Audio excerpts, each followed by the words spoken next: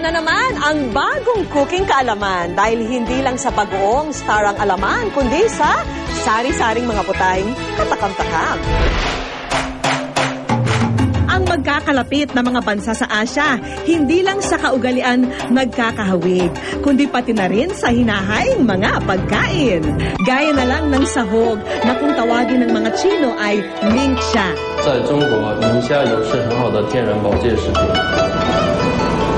Ang mga Hapon, tinatawag naman itong okyami. Nihonji wa isnako. Puril naman kung tawagin ito ng mga Koreano. 대한민국은 새우를 좋아합니다. At dito sa Pilipinas, tinatawag itong alamang sa Tagalog, aramang sa Ilocano, at uyamang naman sa Bisaya.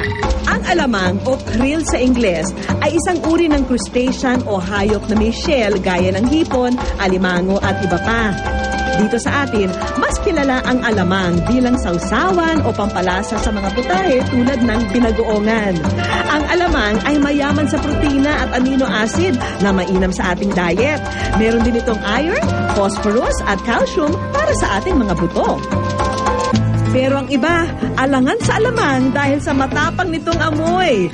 Kaya naman ile-level up natin ang sangkap na to sa Good News Kusina.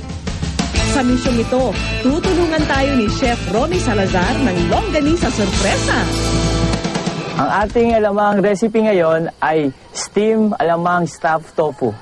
Kailangan lang ng mushroom, asin at paminta, asukal, cornstarch, mantika, toyo, pinating itlog, tofu, sibuyas, siling labuyo, oyster sauce, at syempre ang bidang alamang. Hiwain ang tofu at steam ito ng 2 to 3 minutes.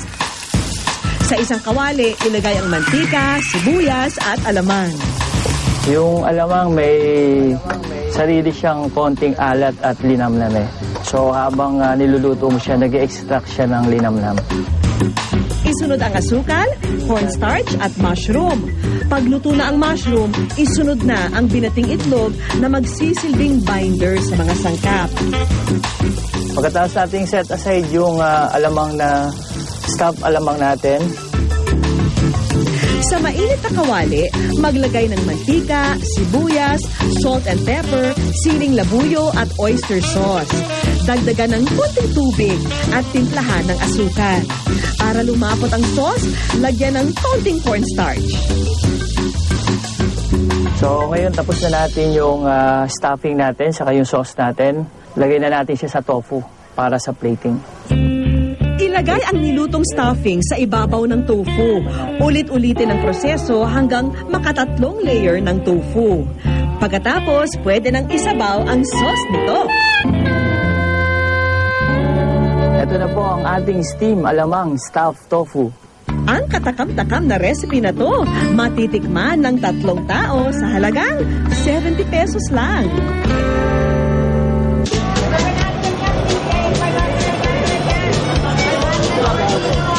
Mula naman sa mga lugar kung saan bidang-bida ang alamang, aming inimbita sa Good News Kusina ang panggalatok na si Mami Gemma at ang Bicolanang si Mami Mila.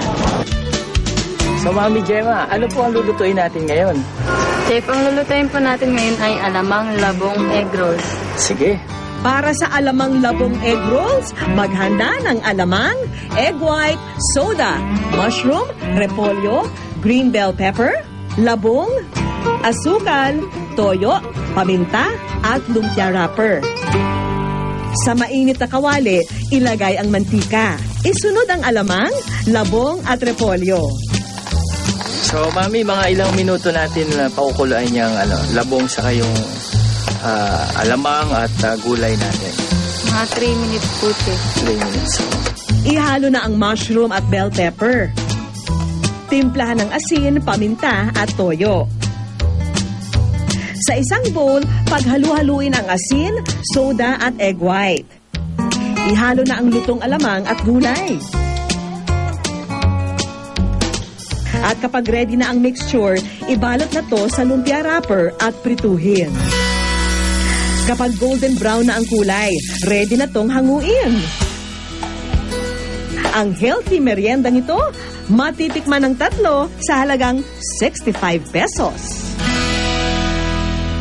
Chef, ang iluluto ko naman ngayon ay ang alamang embutido.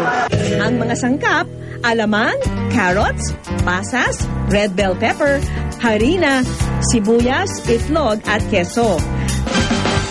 Sa isang bowl, ipagsama-sama ang carrots, sibuyas, bell pepper, cheese, pasas, boiled egg at alamang. Idagdag ang harina para magdikit-dikit ang mixture. Ngayon naman, matapos kong haluin, ilalagay naman natin siya sa aluminum foil. Pagkabalot ng mixture sa foil, isara ang mga gilid at ilagay sa steamer. Pagkatapos natin i-steam ng 30 minutes, pwede na natin siyang hanguin. Ang sulit na ulam na ito, 60 pesos lang para sa 3 katao. Para alamin kung patok ang mga alamang recipe na to, pinasample namin ang mga eksperto. Walang iba kundi ang mga seafood vendor nating kapuso. Hindi ganong malap. Saan ba ito nabili? Ang sarap. Tama-tama pagkakakombinasyon. Match. Ang mga dating nang iisnab sa alamang, siguradong ngayon ay natatakam. Pag ito ang mga inihain, I'm sure walang matitirang pagkain.